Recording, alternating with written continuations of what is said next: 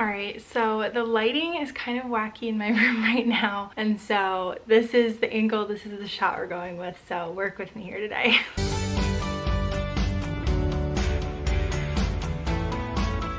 So this last week I had an appointment at a dermatologist. Now I have not been in a dermatologist. I tried a dermatologist once in my 13-year chronic illness journey for all my skin issues. I have really bad skin itchiness, especially on my scalp. I've had it for years, ever since I had a PICC line inserted into my arm. I reacted to the bandaging and I've had itchy skin since then. I've had a whole journey with my acne. And so I went to see a dermatologist probably like 7 years ago. It's been a really long time. That last dermatologist was not helpful 7 years ago. They were just like, oh, your itching could be from anything and your acne could honestly be from anything, and we could put you on these really heavy acne meds. And I was like, no thank you, and that was it. And so I decided to go back to a dermatologist because my PCP looked at the moles. I have a lot of moles.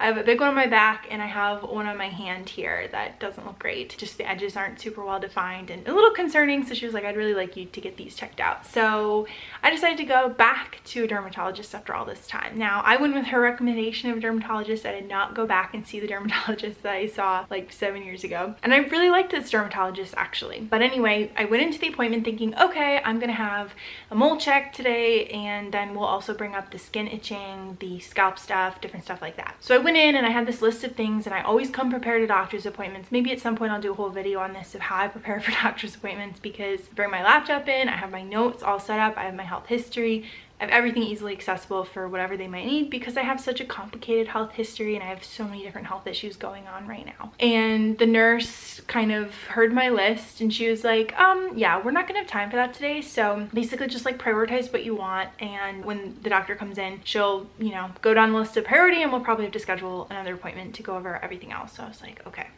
Basically I was like, all right, my itchy scalp is honestly the most annoying thing. It has been, like I said, a problem for years.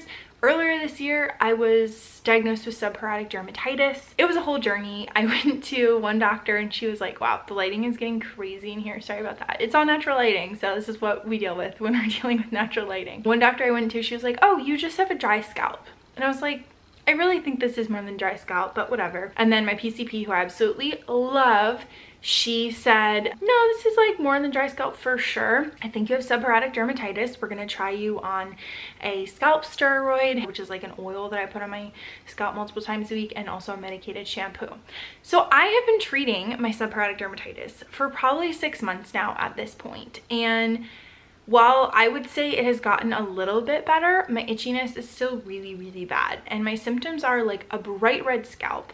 Like if you would look in my scalp right now, it is so red and irritated and inflamed like all the time. I do have scabbing, unfortunately, which makes it even itchier, and the itching. Those are like my main symptoms. So anyway, I've been treating this for like 6 months and it's not gone away. And so the dermatologist took a look at my scalp, and then that became the appointment. And so she looked at my scalp and she said, you know, I don't think this is only seborrheic dermatitis. She said, your scalp is so red, it is so inflamed, even after so long of you trying to treat this, and it's not going away. And she said, I think there's more going on here. So she said, would you mind if we did a scalp biopsy? Now, earlier this year, as many of you know, I had a lip biopsy to diagnose my Sjogren's, which is an autoimmune disease. And that was a really stressful experience because it was a lot more than I was expecting. They basically take out your inner lip here, a part of your inner lip. My dad just said it looks like they were taking pieces of hamburger out of my lip. Wow, I just rub my chin here and you can see my skin get so irritated and so angry. That's another one of my skin problems, is like this like histamine reaction to being rubbed or touched. Anyway, then it was severely painful and my lip numbness never went away. They numb your lip for the procedure and I might be at like 60% still numb, and it's been 6 months. So that really sucked. They think that will take a year for the nerves to like fully come back, but it just really sucked and it was not a positive experience. It was very stressful. So I heard biopsy and I was like, oh my God, very scary. And actually, according to my wound care instructions, it's called a punch biopsy. So yeah, pretty intense. And so I was like, okay, like if this is the only way, you know, for us to get some answers, okay. So they do the lidocaine. You know, they basically go around where they're gonna do it. First they circle it in Sharpie, and then they go and lidocaine the spot so that they can go in and it would be fully numb. And so that's one of the most painful things, is them basically taking a big needle and putting it in different spots in that area to put the lidocaine in. It wasn't just one spot, you know, it's just like, oh, there'll be a little pinch. And no, they go in multiple times and they don't tell you that. So anyway, they did that, and then the doctor will come in and will literally take this thing that she puts on your head and it will make like a bore in your head, like a hole, not even a hole. It'll go around like this and insert that in your scalp, and then this is according to my dad who saw it because he was standing behind me, then they pull out that punch, that basically hole punch out of your skull, and then that's what they submit for the biopsy. Now I had a 2mm, I think, punch biopsy, and then as she was looking, she was like, you know what, is it okay if we take 2? I'm seeing this other spot that like has a new scab forming and I'd really like to get this spot too. And I was like, okay, you might as well just while you're up there.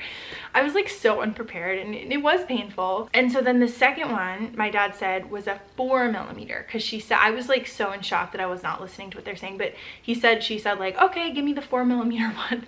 And so she took a second biopsy, and once they take out this like hole from your scalp, then they have to stitch it up. And so as far as I know, there's 1 stitch for each hole, and then you have to do wound care. So according to this list, you have to keep the area dry for 24 hours, which I did. You can't take a shower or anything, and my scalp has been so itchy since then. So I don't know if I'm reacting to, I think they put iodine on it as well to clean the area. They definitely did an alcohol swab. Even the Sharpie, my skin reacts to anything, so it honestly could have been that. I could be reacting to the stitches, I don't know, but my scalp has been so gosh darn itchy since then. Itchy to the point where when I start scratching or accidentally brush it, or it just gets itchy and I scratch it without even thinking about it, I cannot stop. It's been so bad. Anyway, so the first 24 hours, you have to keep it dry. You can't take a shower. After that, you can take a shower. And then every day after that, you have to wash the stitches with warm soapy water, and then take something like Vaseline and rub it on there, because you want to keep it moist and you don't want the area to dry out and scab, which is like completely confusing to me. I thought it was like totally fine to have scabs or whatever with wound healing, but no. They do not want it to scab at all. And so my dad has been having to go up there and put Vaseline on. And then she said, you shouldn't be the one like brushing your hair. She turned to my mom, who is my part-time caregiver, but I'm at halftime at my dad's, and she was like, you're gonna have to brush her hair.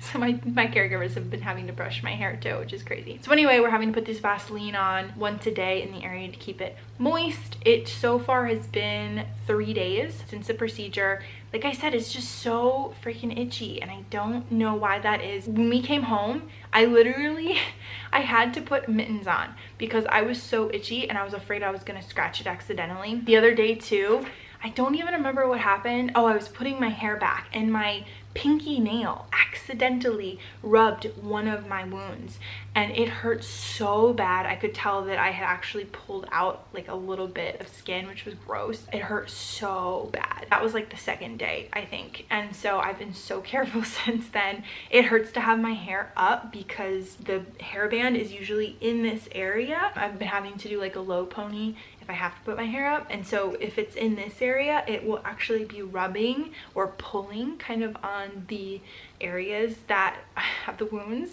So it's just been a lot to think about this week. Like I didn't expect to have to, literally for 2 weeks, so I'm going back in 2 weeks to get the stitches out and to get the biopsy results.